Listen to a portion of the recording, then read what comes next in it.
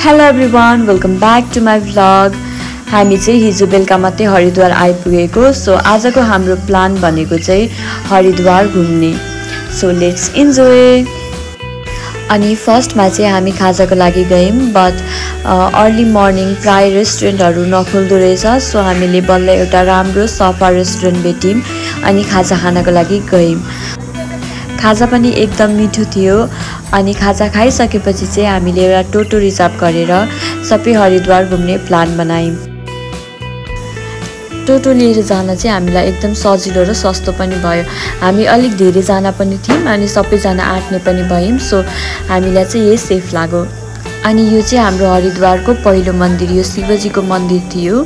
अनि यहाँ चाहिँ अब हामी त नेपालबाट हो नि त, तर हामीले त कति रुद्राक्षको रुखहरू पनि देखेको थियौँ। अनि यहाँ चाहिँ स्पेसल भनेको चाहिँ रुद्राक्षको रुख रहेछ है।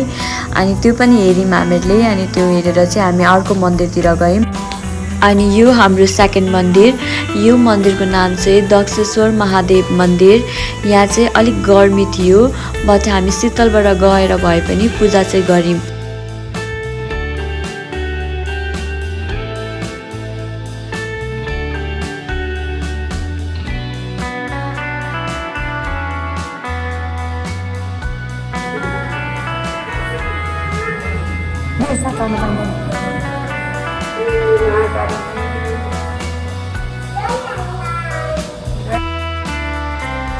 अनि हाम्रो बेबी चाहिँ हनुमानजीको ठुलो भक्त हो।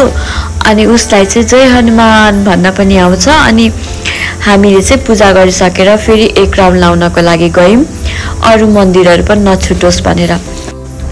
एरिया अलिक ठुलो भएको कारणले चाहिँ हामीले अलिक मजाले नै घुम्नु पर्यो यो मन्दिरमा चाहिँ हैन। अनि यहाँ चाहिँ सानो सानो स्टलहरू पनि थियो, राम्रो राम्रो सामानहरू राखेको थियो।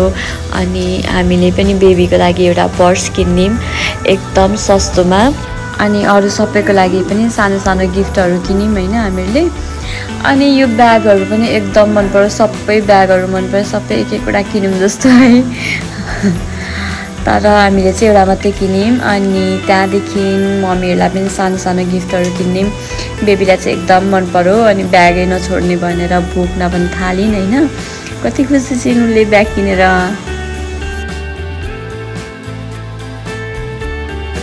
अनि फेरि हामी अर्को मन्दिरतर्फ लाग्यौँ।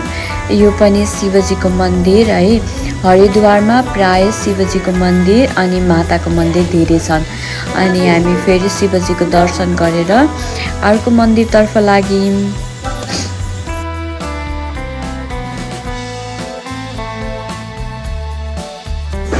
अनि यो चाहिँ हाम्रो अर्को मन्दिर, यो चाहिँ माताको मन्दिर। अनि यहाँ हामी सबैजना मिलेर पूजा गऱ्यौँ।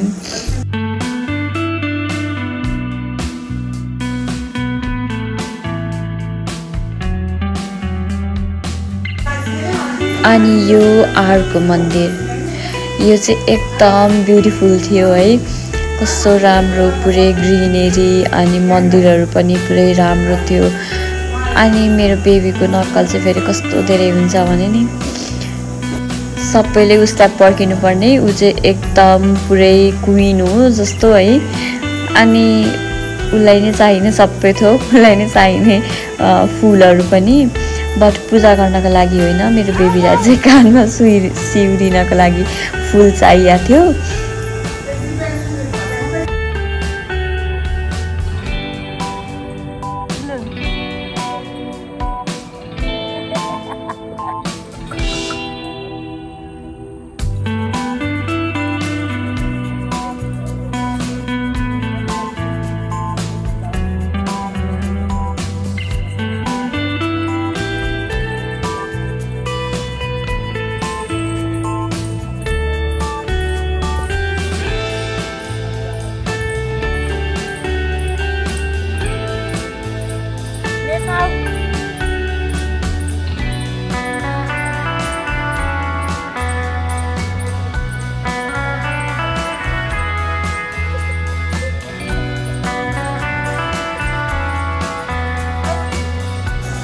अनि यहाँ चाहिँ हामीले एकदम मजाले सहज तरिकाले पूजा गर्न पायौँ। पुरै शिवजीलाई जल चढाउन पायौँ, बेलपत्रहरू चढाउन पायौँ। एकदम रमाइलो भयो।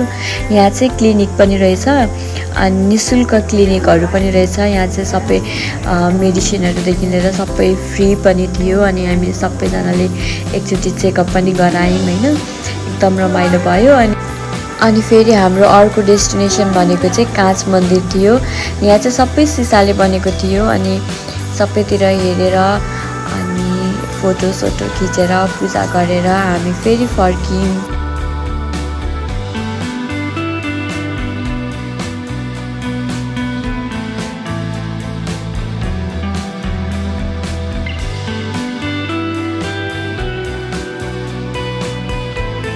अनि हामी चाहिँ प्रणामी मन्दिर गयौँ अनि यसो प्रसाद खायौँ अनि बाहिर घुम्यौँ ओर्यौँ। अनि यहाँ चाहिँ गुफा पनि रहेछ अनि गुफामा पनि पस्यौँ। अनि फेरि यो चाहिँ वैष्णव देवी मन्दिर। हामी चाहिँ यहाँ यसो दर्शनको लागि या पूजा गर्नको लागि आएको थियौँ। यहाँ चाहिँ कन्या पूजा हुँदै रहेछ अनि बेबीलाई पनि राखेर कन्या पूजा गर्नुभयो उहाँहरूले।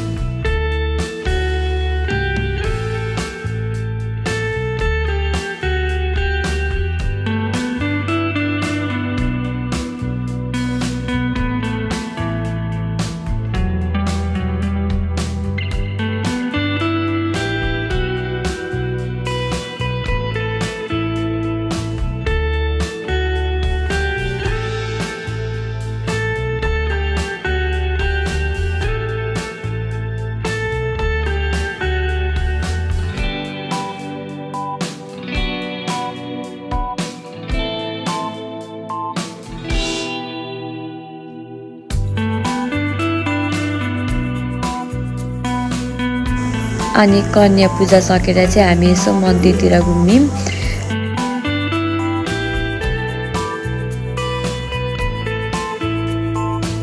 अनि फेरि हामी भारत माता मन्दिर आइपुग्यौँ। यहाँ चाहिँ समथिङ के थियो इन्ट्रेस्टिङ बट हामीले त्यस्तो हेरिनौँ। माथिपट्टि तल मन्दिरको मात्रै दर्शन गऱ्यौँ अनि हामी फर्क्यौँ। एकदम गर्मी पनि थियो अनि हामीलाई अझै अरू मन्दिरहरू पनि जानु थियो, त्यही भएर ढिलो हुन्छ भनेर छिटो छिटो हेर्न थाल्यौँ अब चाहिँ। अनि यहाँ सकेर चाहिँ हामी फेरि फर्केर गयौँ मनसा देवी मन्दिर। यहाँ चाहिँ केबल कारबाट जानुपर्ने रहेछ, या त हिँडेर जाँदा पनि हुने, तर हिँडेर जाँदा चाहिँ एकदम टाइम लाग्ने हुने कारणले चाहिँ हामी चाहिँ केबल कारबाटै जाने भयौँ। अनि केबल कारबाट जाँदाखेरि चाहिँ एकदम राम्रो दृश्य देखिने रहेछ, पुरै हरिद्वार देखिने रहेछ हैन। अनि दर्शन गऱ्यौँ।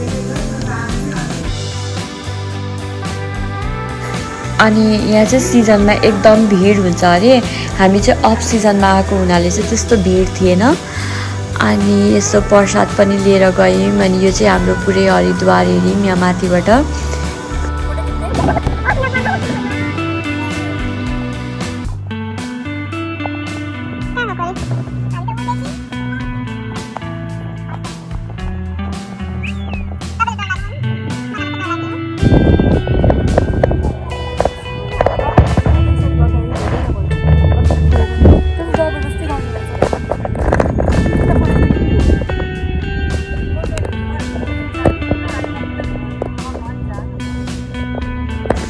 अनि हामीले चाहिँ सबै मन्दिर हेरिसकेपछि चाहिँ हामी एकदम भोकाइसकेको थियौँ अनि खाजा खायौँ। अनि बेलुका चाहिँ हामी सन्ध्या आरती हेर्नका लागि गयौँ या गङ्गा आरती हेर्नका लागि गयौँ। एकदम राम्रो थियो दृश्य हेर्छन्। मेरो चाहिँ हरिद्वार आउने उद्देश्य भनेकै गङ्गा आरती हेर्नका लागि। यहाँको गङ्गा आरती चाहिँ मलाई एकदम पुरै रहर थियो हेर्नका लागि हैन। अनि छिट्टै आएर हामी चाहिँ अगाडिपट्टि बस्ने भनेर प्लान गरेको थियौँ, बट छिट्टो आउँदा पनि पुरै भिड भइसकेको थियो। अनि जसोतसो बस्ने सिट पायौँ। अनि गङ्गा आरती कतिखेर स्टार्ट हुन्छ भनेर चाहिँ हामी पर्खाइमा थियौँ, बट यहाँ चाहिँ पुरै श्लोकहरू हुँदो रहेछ। श्लोकहरू भइसकेपछि मात्रै अन्त्यमा गङ्गा आरती हुने रहेछ।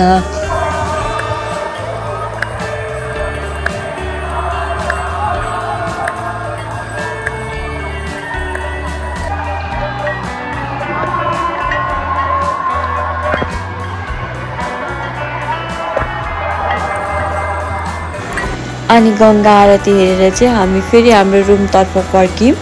आजको लागि यति नै। भोलि फेरि नयाँ ब्लग लिएर आउने छु। Thank you for watching.